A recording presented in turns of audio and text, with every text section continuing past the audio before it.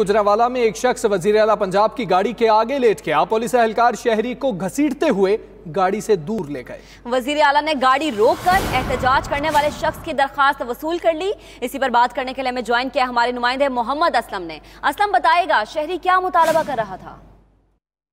जी बिल्कुल, आज जो वजीर आला उस्मान बुज़दार उसका गुजरांवाला का दौरा था। जो ही वो सेंट्रल जेल से बाहर निकले तो एक शख्स जिसका नाम मोहम्मद अहमद बताया जा रहा है, वो जो वजीर आलम की गाड़ी थी उसकी आगे लेट गया तो वो दुहाई डाल रहा था, इंसाफ मुझे मिले, इंसाफ दो, इंसाफ दो। लेकिन पुलिस एहलकार जो है उन्होंने बेदर्दी के साथ उसे घसीटते साइड पर ले गए थे।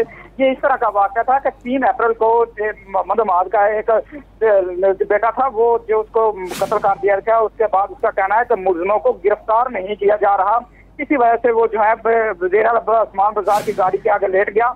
लेकिन दूसरी तरफ वजीर आला उस्मान बुज़दार जो ही वहां से गुजरने लगे तो वो उन्होंने जब उस शख्स को देखा कि वो इंसाफ की दुहाइयां डाल रहा है तो उन्होंने गाड़ी रोकी और उसकी दरखास्त वसूल कर ली।